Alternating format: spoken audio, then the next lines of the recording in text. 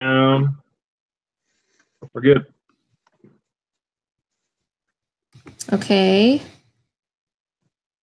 Sorry, I'm looking for my, I'm so organized, I love it.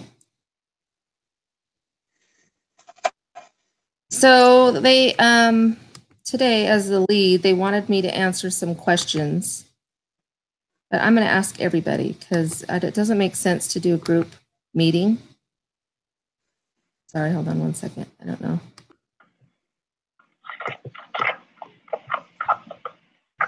I've got so many things open. Doesn't make sense to have me do a write-up on just my answers. So, personal career goal. It says state your personal career goal. So my personal career goal is to get to a point where I can work from home part-time so that I'm but still be able to make enough that I can travel, and my long-term goal of in 10 years when my husband retires. Anybody else have anything to share?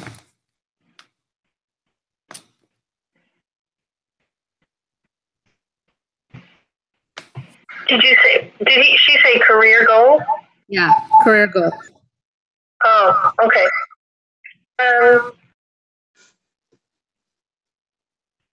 My career goal is basically, I like my job right now, so I hope to retire from the company that I'm working at.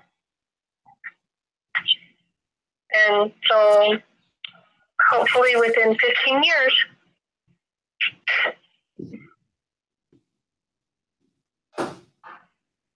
So your goal is to stay with the same company and retire with that company? Okay.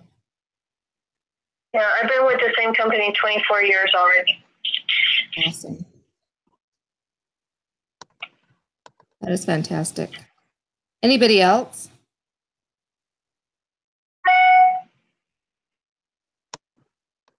I'd say, I mean, mine is, I want to get into a career that allows me to have the income I need, but then also adequate time to serve. I think that's a big thing in my life because my dad's the same way, and he's kind of showed me what that's like to get to a point where you could step back and not be just nose to the grindstone, having to make the money to pay the bills and have a little bit of time to serve and help other people. And my dad, as he's had more freedom financially, he's taken more steps every time to serve more. So I think that'd be cool. That's one of my career goals. Okay, that's awesome.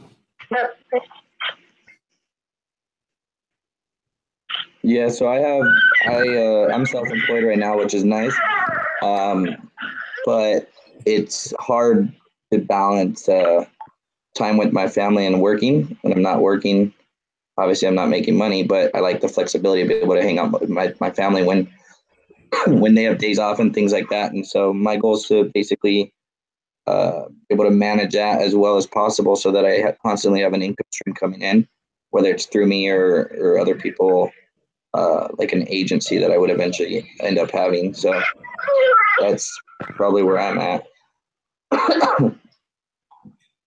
So you want to be with another agency or company? No, I would like to be able to have others doing work. So me be able to train other people and have them do the work. Okay. And be able to get like a residual income off of what the services they're providing. But I don't know. I love what I do, so it's hard to step back from doing it myself and trying to train others to do it. But eventually I'd like to.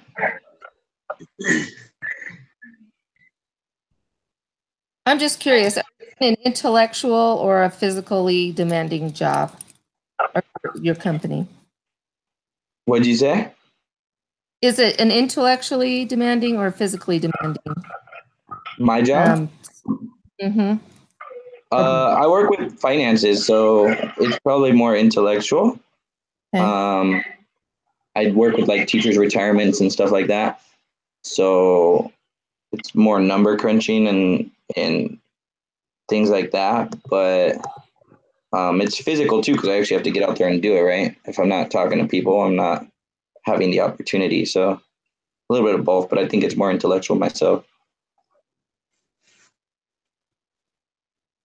Okay. The reason why I asked that is just because I've often wondered if somebody's in a physically demanding job, if that influences their, goal, as you said, to have other people out there earning for you. Right. More so than anyway. It was just. No, you're right. That's probably true. I mean, if it was more physical, I'd obviously have an end where it's like, I don't want to do this anymore. My body can't take it. You know what I mean? Like construction or something to that effect. Yeah, that's where I'm at. Like, I do security, right? And I wear a vest and stuff, a rifle. And like, we're constantly packing 60 pounds of gear every day, all day long. Wow. And like, I've already had one back surgery and one shoulder surgery. My other shoulder needs operated on. Like, I'm getting to the point where it's like, okay, like, I need to see what my options are, to get out of my circumstances right now, but still make the same amount of money. So like, that's one reason why I'm working on a degree, is because in the company I work for, they if you have a degree, you can move up into management, which means like, I'm not packing a gun anymore, I'm not wearing a vest or anything. And like, so then it turns more from a physical demanding job into a more intellectual demanding job. Right. So for me, like, go ahead. To move up into management? Say that again. Sorry, it broke up. Oh, I just was sorry. I didn't mean to interrupt you. I just was asking specifically the goals then to get a degree. So like, my goal is to end up, like, I don't know, I work shift work, right? So I work nights, weekends, Christmas, every holiday. But the further you can get into management, like, I could get into like the training staff and stuff, and they work Monday through Thursday, 10-hour days, So yeah, that's another perk, I guess. Okay. Anybody?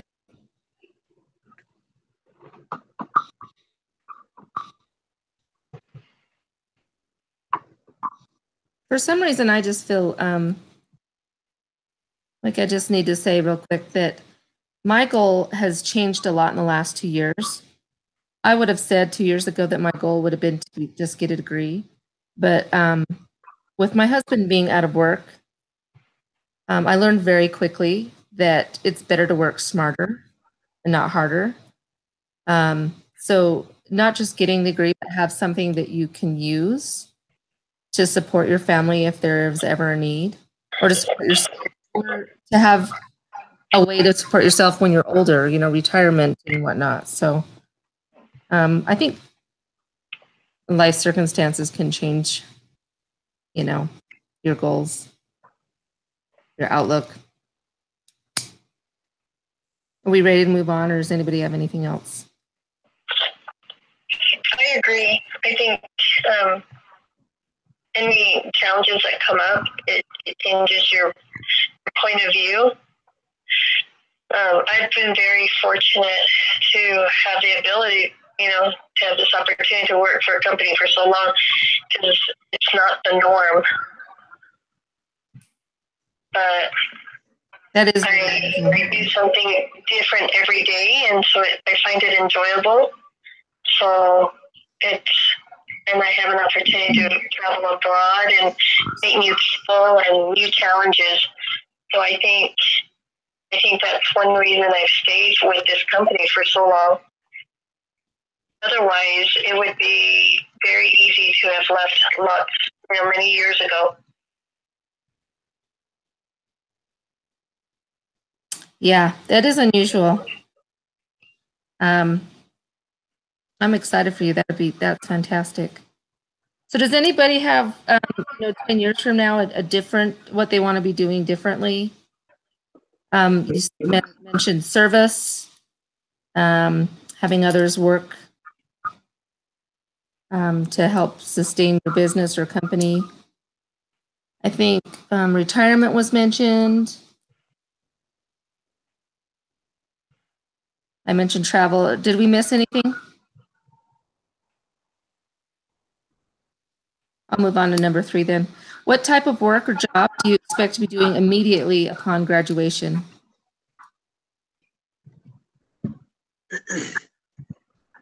Well, I'm probably going to be doing the same thing for years. So. You sound so excited. Oh yeah, so excited.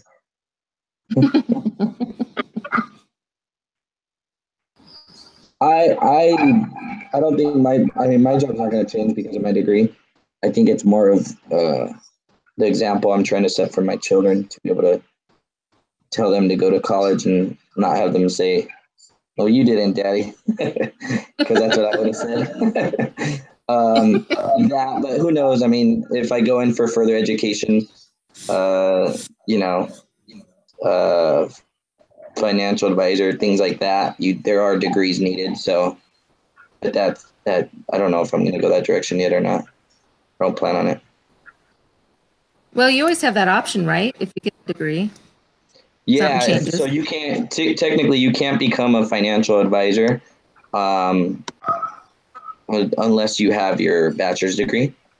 So you could become like, I could become I'm an investment advisor, but I can't become a financial advisor unless you have your bachelor's degree. So it's a comparable to it, but that could happen in the future. I don't know, but it's not going to happen right afterwards. It's not going to change right afterwards. I'm the same way. I'll probably be doing close to what I'm doing now. Very close to managing individual medical practice. But like many of you, I'm missing the degree. Gaining experience daily, but the degree I think would be probably the thing that is needed the most. Was that nowadays the company I work for, they are looking for MBAs, just degrees. Interesting. Yeah, a college degree is almost like a high school degree from years ago, right? Yeah. So I'm in an interesting case right now because, I did, this would be my second degree because I want to go on for an MBA. And so I have 3 college-age daughters. And so we're always talking about school and it's different because they had always seen me, they had always said, heard me talk about school previously. So now I'm actually doing it with them. And it's totally different, and it sets a different tone. And I respect them more for what they're doing, and I think it's vice versa too, because we're all in it together.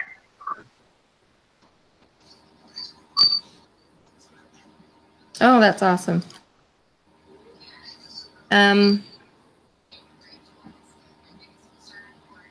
The next question says, imagine the ideal situation for developing your career to get you to your 10-year goal.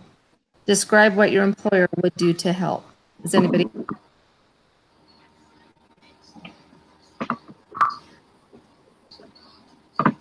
I know my employer, they pay for our tuition. So that's one way that they help.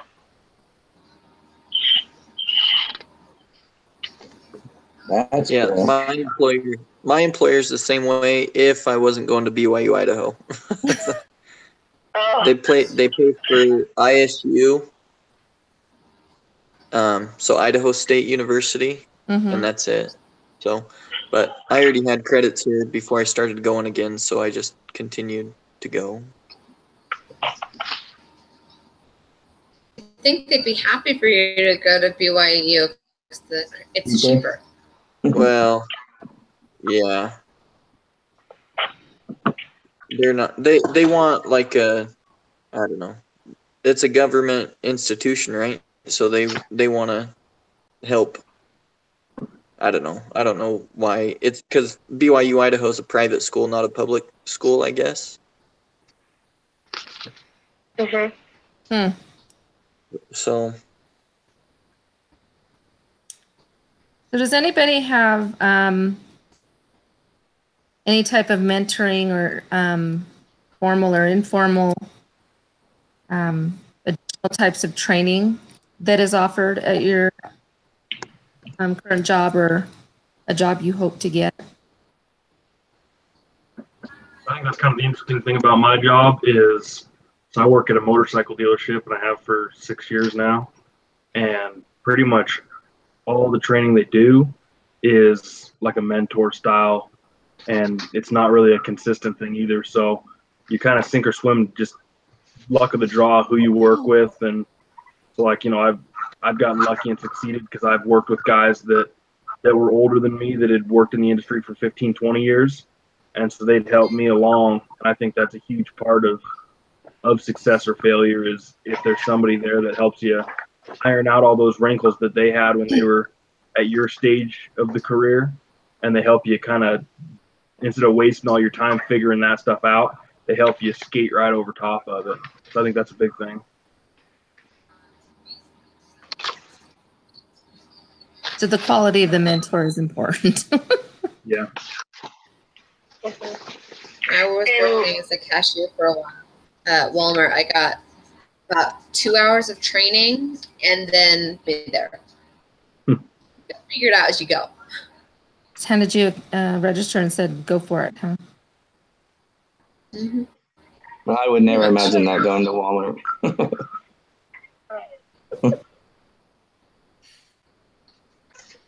You know, you'd be surprised.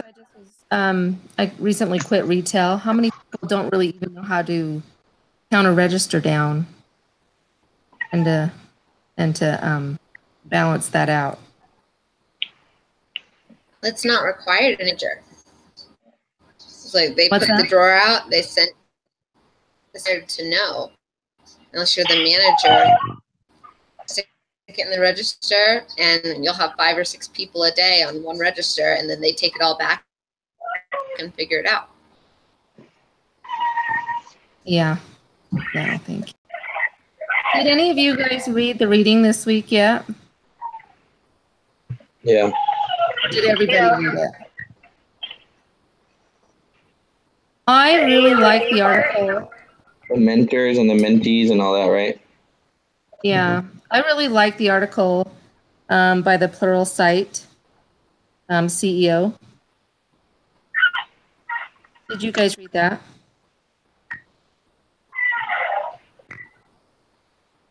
Which one? What article are you talking about?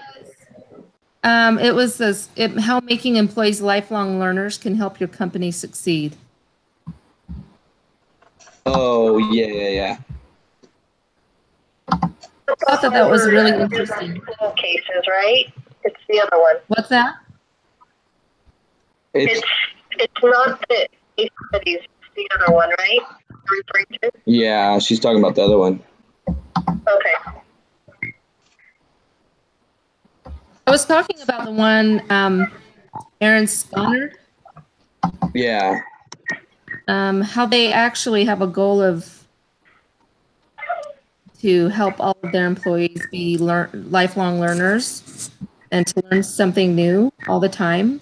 I really like that they encouraged ongoing education in some form, you know, whether that be, let's say, tuition reimbursement or recognition programs. They pay for classes or certification exams. You know, that in itself is huge. Some of those certification exams can be really expensive, and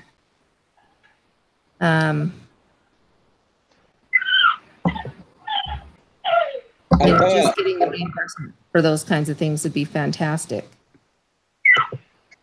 So I just have a question. I thought and I could be wrong, but I thought the meetings for tonight we're supposed to go over the second reading assignment, not the first reading assignment from week to week. Is that, am I totally off? I mean, I end up reading them all. But I don't know. It seems like it's always the second one because I always look at the discussion prep. Yeah, so like the Federal Reserve Bank of A and B, those are the ones that I thought are the meeting. But I don't know. As a discussion leader, I don't know what it even says. So on the discussion, as the discussion leader, I'll just tell you honestly what it says. It just said, talk about this week's stuff. talk about career goals and mentoring. Well, if you click on discussion leader prep on that, it actually breaks down. It does want us to talk about the Fed Reserve mentorship program because it actually breaks it down into 4 parts and tells you about how long we're supposed to be talking about each one. I'm looking at it. I did. Well, I looked at that just briefly earlier this week, but I didn't.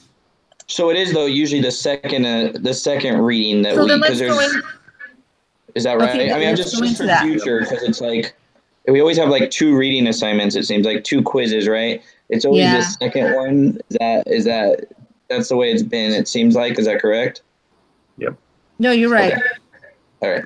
I just wanted to make sure. I mean, I haven't read all the preps for every week, but.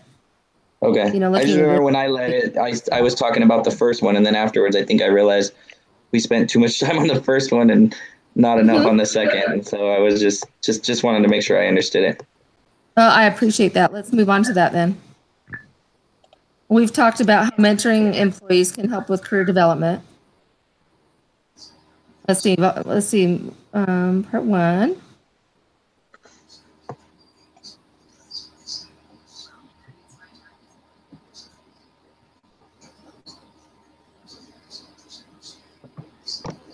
Part 2 was mentoring discussion. We've talked about that. Part 3.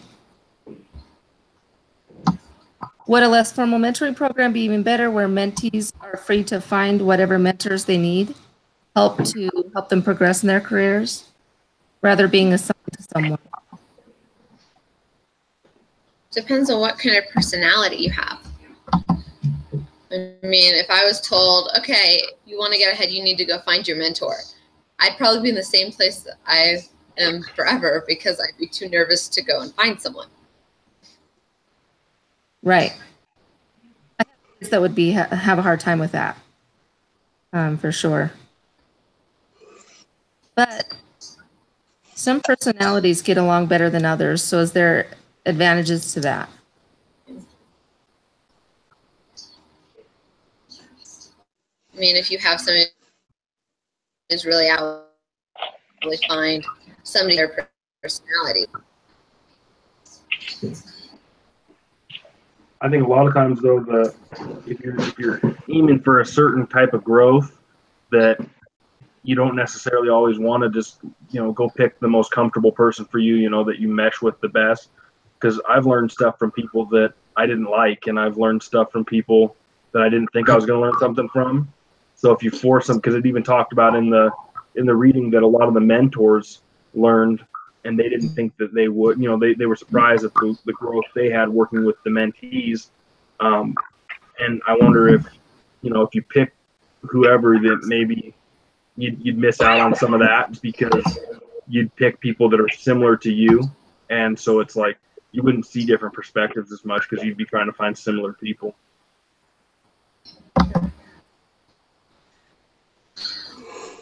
I'm just trying to tie in what they told me to write about and then what they're asking.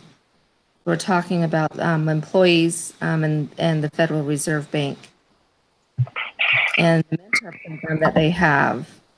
So in the last part, because we've kind of gone over all the other questions here, so touched on them.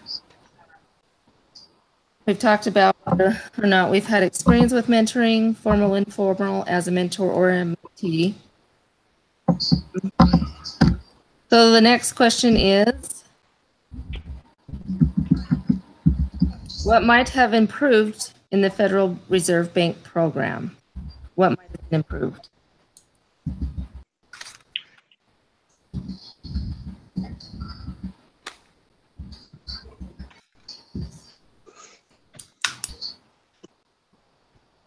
I think one thing they could have done was, it seems like everything was just so structured, and so it's just funny because like it talks about at the beginning that they talked about doing the mentorship program, but then they decided that they needed to have a diversity group.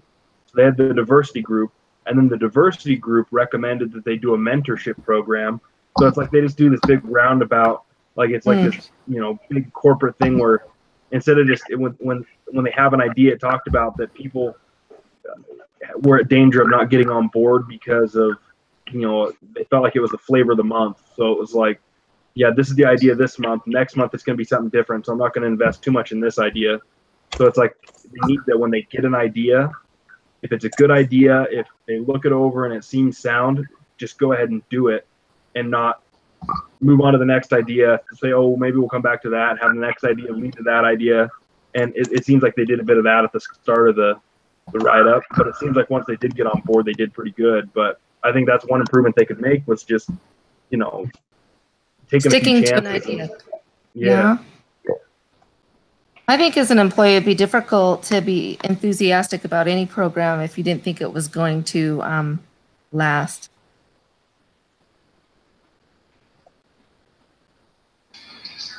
Anything to say?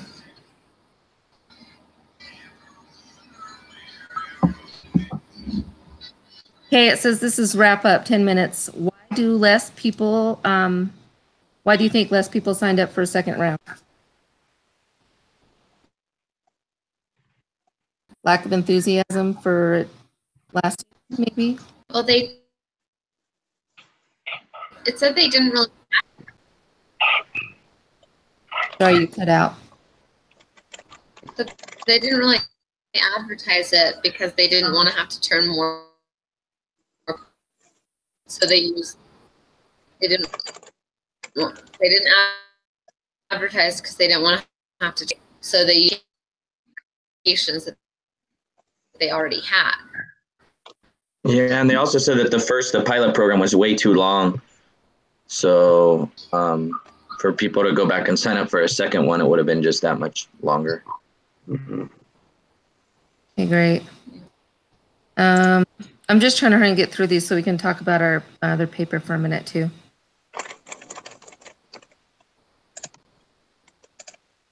Is there a way to get more people without forcing them to be involved?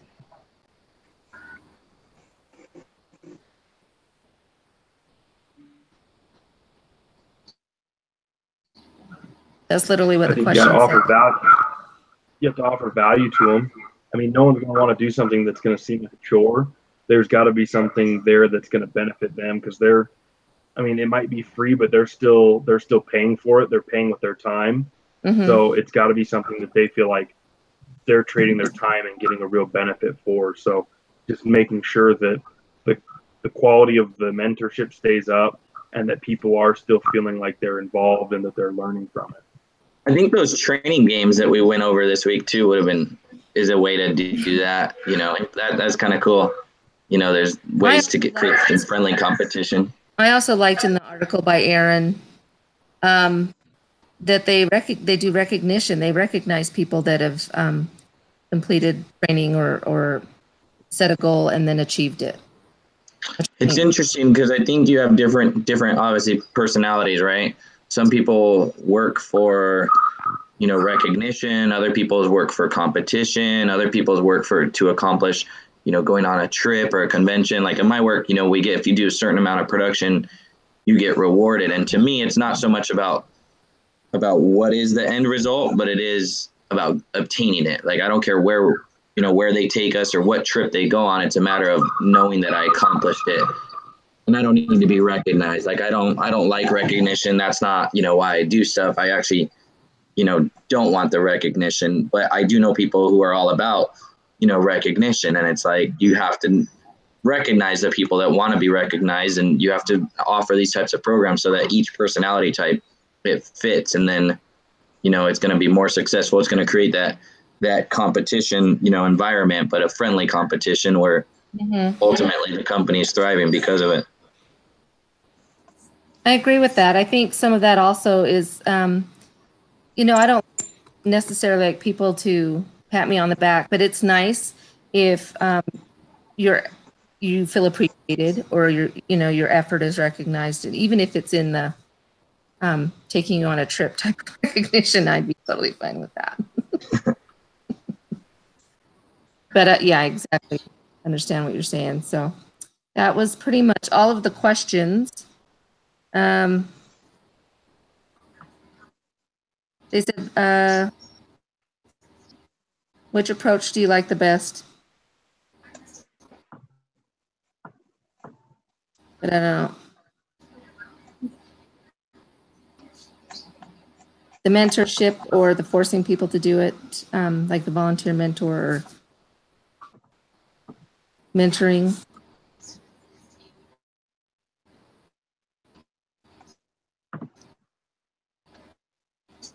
Nope. Okay. Well, let's just move on then to the paper.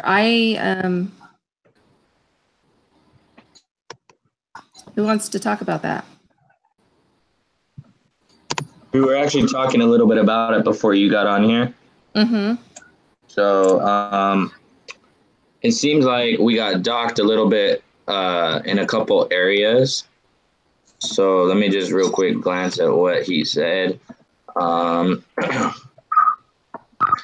grammar, spelling, and punctuation. I actually am confused at why we didn't get a full 10 points on that one. I thought we did a pretty good. What's that? I just said I haven't looked at that part. Has anybody else looked at it? Yeah, I've looked at it a little bit. Yeah. Yeah.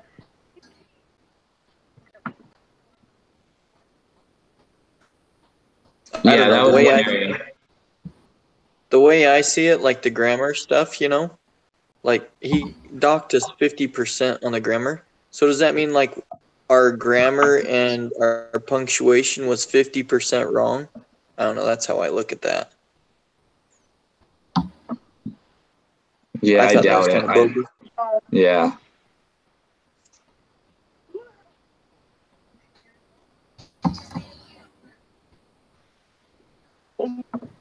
Well, I haven't looked at it, as I said before, but I was really surprised because, I know my mom proofread it, but she was an adjunct professor at Weber State. She didn't see really many issues with grammar. There was a little bit that she said was just the point of view was written, some in third and some in first. And that was about the only thing. Well, one of the things that that's the thing that I don't get is he put clean formatting, simple fixes and improvements will improve the grade. But it doesn't, as Marcus just said, well, simple fixes, why do we get docked 50% of our grade then, right? I mean, if it's simple, it should be like a A- in that section, in my opinion. But I mean, that, it is what it is. But but he doesn't specify what fixes he's talking about, I'm just pulling up now. It looks like he had a marked up Word document. I'm seeing if he actually has, because he said he attached comments. So I'm trying to see I if know. I can find. Does anyone know how? Maybe Marcus, because you submitted it, maybe you have access to it? I have no clue. I can look. The one I pull up is Yeah. just the paper. Yeah, that's all I get is the paper too. So you don't have the comments on it? No. The grade? I have the comments on the grade. If you go to my grade, it's all there. He breaks down the rubric right there. Yeah, but then Well, he says he's marked up. Let's see. Maybe your paper that was submitted, maybe he marked that up because it's like, I don't know how to view. Yeah, no, I'll look at it real quick. See. So if you get into the assignments tab, so click on assignments and then click on the actual doohickey's paper in the assignments list. And then if you scroll all the way down to the bottom, he actually attached another file and he's got it all marked up with comments. Hold on. So it looks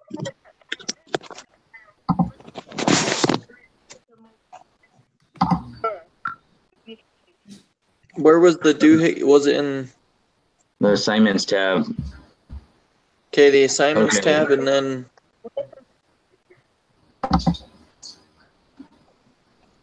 Am I looking in view? Yeah, can you walk me through that, Jake? I'm in the assignments tab. And then So- in lesson 5, it says group 6, lesson 5 assignments, do hickey problem on the left side. So hit on the right side, hit view. There's a Okay. highlighted view section, so it'll say view feedback. Okay. And then once you're in there, scroll all the way down to the bottom, and there's a G6P1.docx. Oh, got it. Okay. Yeah. And he's got some comments in here. He's got some highlighted sections. But the funny Got it. thing is, he doesn't have, other than like one comment on that we have a bit of spacing between two of the solutions, and like he highlighted one grammar issue. He doesn't really have anything else saying that our grammar is poor.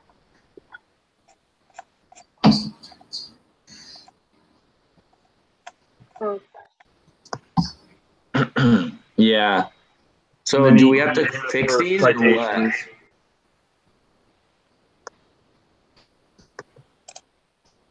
Do we have to fix these? And then, like, are we submitting the whole thing?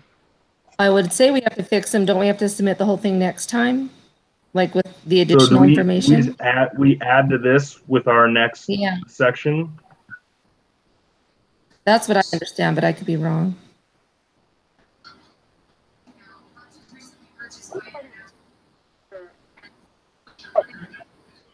Oh shoot, we needed to take off. We needed to take off that last section. Yeah, I saw that. All our phone numbers and everything. Yeah, we put in our phone. Well, we put it on the Google Oh. Doc, our phone numbers, and then I copied and pasted that one little section of what I felt we were missing. Whoops. So we're supposed to take that off before submitting it, but that's all right. So I think, I mean, he hit us for 50%. He commented on between solution 2 and 3 for performance. He wrote lots of spacing here. Clean formatting helps with the grade. Simple stuff. So it's like he docked us all those points because we left a couple spaces in. He didn't like the way that it looked. Yeah, that's tough. But all right, so anyway, formatting's easy. One of the things he said, the paper includes a top. One of the things he mentions, include a section that is dedicated to the most important problem of the 3 you identified. And that was one of the things that I actually had highlighted, and we tried doing it in the conclusion. So that part that I pasted there, we tried just doing it in the conclusion, and apparently he wants, a section to that. So that's why, like I was saying, that's why we may need to change up. We may need to change up how we do it, because if we do 2 for each section again, I almost think we should have one person in charge of the introduction, one person in charge of the conclusion, one person in charge of, that most important section, and then each person in charge of a section of the problems. But I don't know if that's too much, or, I was just thinking that we should do it somewhat in that capacity. And then the third one said include more references. So he wants to see quotes and discussion around specific concepts. Okay.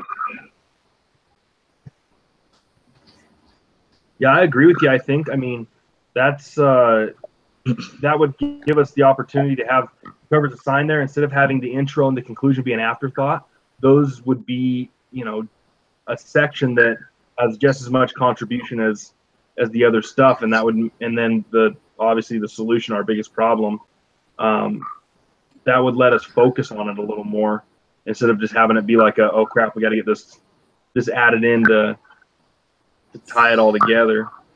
So Are we supposed to just be adding to what we have? We're not like adding another situation or additional problems, right? I think so. 3 new problems. We have to identify 3 new problems, but I think it's added on to this.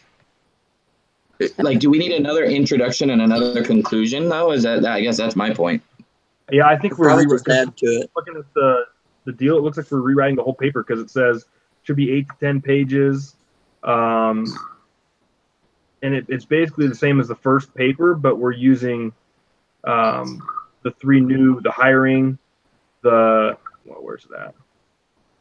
The recruiting and hiring, career development and training, motivation, and safety.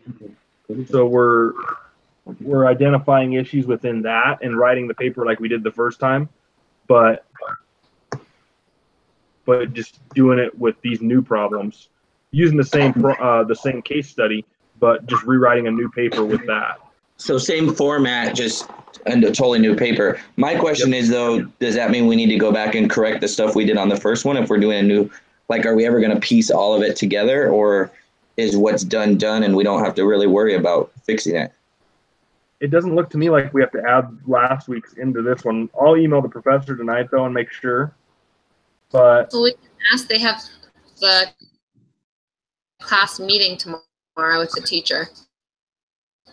Okay.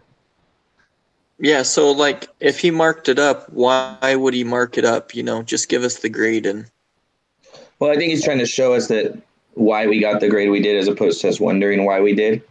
We still are. But we still are, so yeah.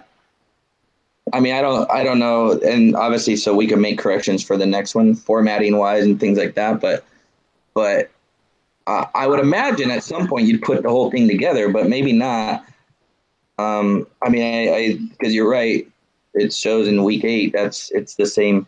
We have three of them, right? 5, 8, and 11. Is that right? And then 14. So we actually have 4 of them. Yeah.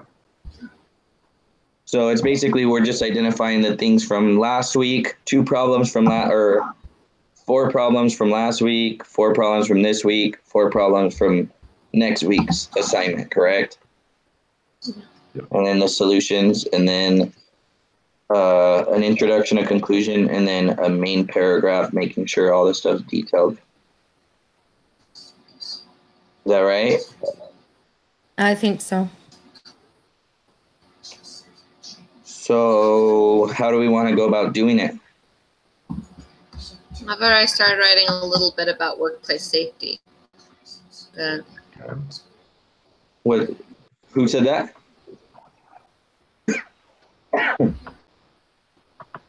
Katie. Okay. So do we want? Did we want to start another Google Doc? Yeah, I think it'd be good to do that.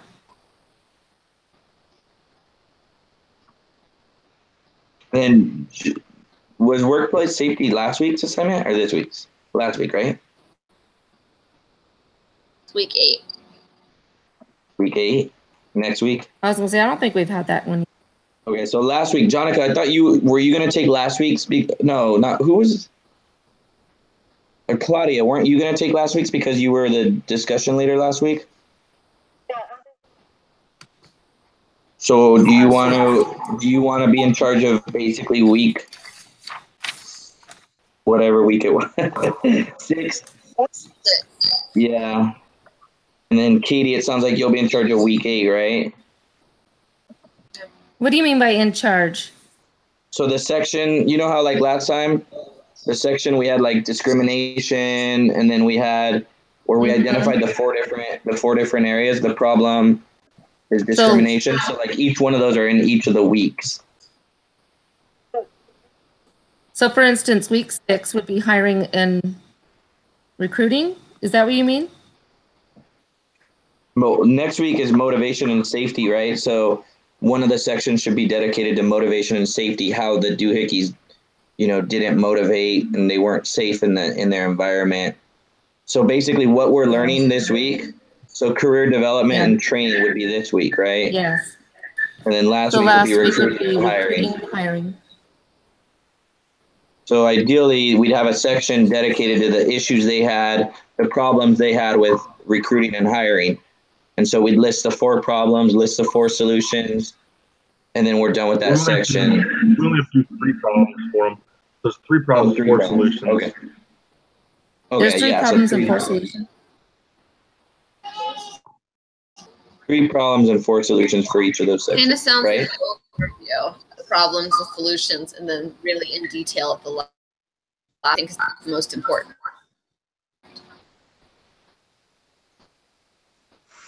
So Sorry, I'm only getting about words sometimes, so I'm not getting all of what everybody's saying.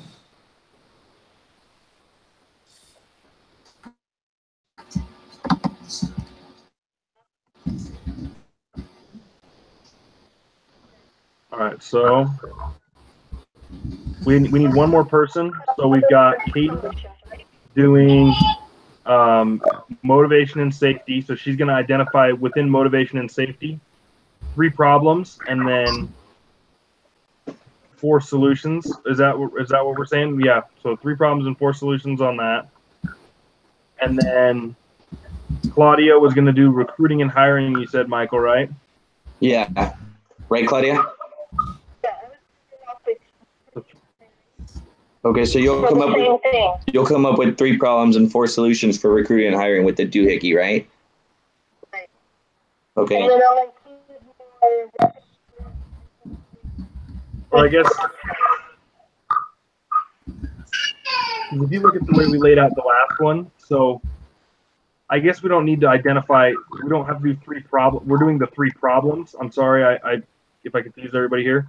So like last week, we identified the main problem for that. So like when Katie writes up motivation and safety, she's going to write up the main problem for motivation and safety, and then 4 solutions for that.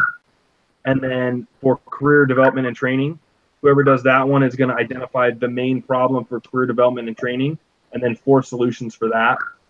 And then Claudia is going to write up the main problem for recruiting and hiring, and then 4 solutions on how we're going to fix that main problem. Does that make sense? Yeah. So it'll be formatted just like our paper was this last time.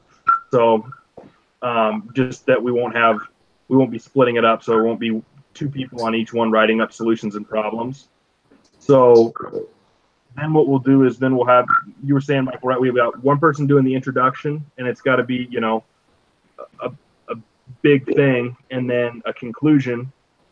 And then we weren't going to tie the conclusion into the most important problem, right? No, We're gonna have somebody.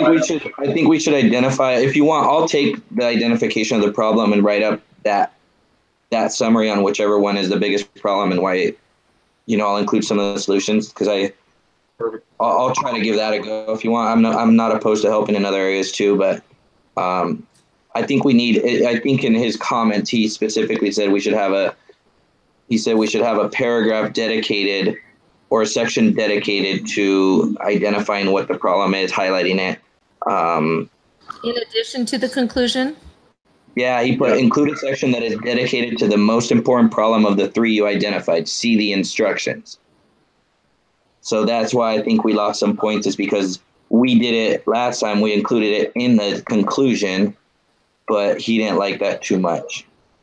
He needed it in its own section. Right, and that's why I'm saying if you want, I'll be in charge of that section this time too. So once those 3 things are written, I could do that, and then, like I said, I don't mind helping. So Claudia's taking week 6 problem. Am I doing 7 then? Do you want to? It's either you, Jake, or Marcus. If you want to do 7. That's fine. I can. Okay, so Jake, Jonica. do you want to? Jake or Marcus, do you care on the introduction or the conclusion? Nah, just assign me something. I can write the intro. Okay.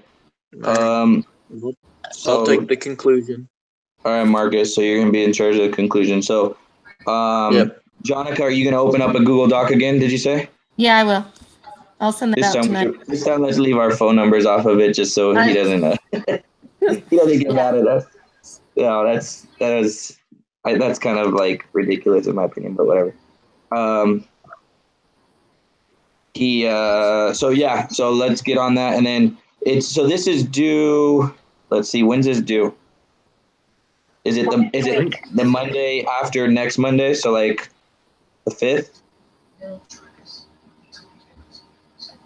Well, no, it might be even longer than that, huh?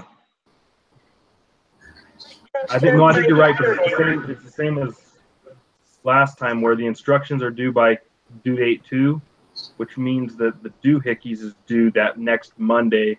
So it'll be the Monday starting lesson 9, I think. Right? Yeah.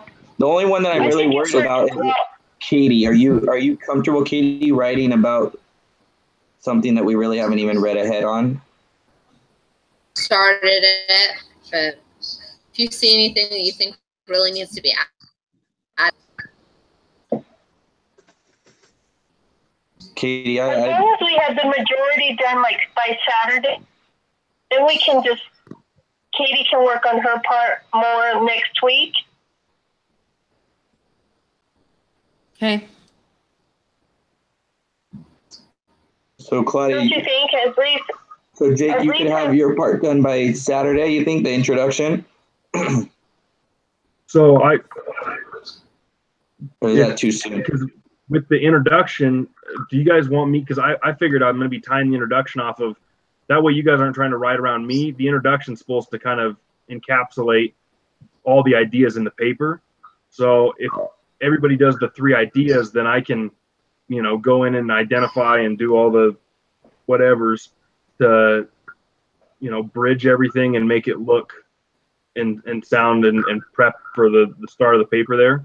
Do you want me to write the introduction first, or do you want me to write it after everybody's No, it's a summary of what goes on in the paper, so it needs to be last. So I figure if everybody else can tie that up, then I don't know that I'd get it done by Saturday, but I can have it done by our next meeting next Tuesday, just because I get off of work super late every night, and I don't want to. I don't think the introduction needs to be done by Saturday. I think as long as it's done by next meeting. My part, identifying the main problem, obviously, as well, I won't get on that until I have the problems identified. I think if we main parts, the main parts, we try to do it by Saturday, then the other 3 can work around what we wrote. Is that too much for you, Claudia, Jonica, and Katie, to have your part done? I could do probably Saturday early afternoon or mid-afternoon. My thing, you know what? Take your time. As long as it's done by Sunday night. I mean, I don't plan on working on mine until Monday. So Monday or even Tuesday if we're meeting Tuesday night. So I'd imagine. I'm just trying to be realistic. Yeah, that's why I don't want to push you on the time crunch. You can't do it. I just also wanted to apologize for tonight because I'm working with the flu and fever right now, so my brain is not processing things very well. So that's why I'm trying to give myself till at least Saturday afternoon. And if it makes sense, you'll know why. No, so if we could have your guys' sections done by Sunday night, let's say, is that Katie? Are you okay with that? Because I guess I'm just worried about your section because we haven't really covered it much. I'll do my best, but it may still need work. Okay, and that's fine as long as we have a rough draft, and then Jake, Marcus, and myself, we can write our parts Monday or Tuesday once we have their parts, and then have a rough draft done on Tuesday night when we meet next week. Yeah. Okay. Cool. All right, and then Jake, are you the only one left who hasn't led? Yeah. Want me to leave next week? Are you gonna be here next week? You think or no? Yeah. I'll be there. Okay, you wanna handle that for next week? Yeah. Make a note. Cool. All right. All right, sweet guys. Okay, feel better, Jonica. Thanks. Am I turning this in, Jake, or are you? You can turn it in. I'll email you over the link. Okay. So you can use it. Upload it. Okay. Jonica, just make sure I don't know if you saw that or not, but there's a little write-up you have to do. So Yeah, I did see that. Cool. Yep. Yeah. All right. All right. Okay. Have a good night. Good job, guys.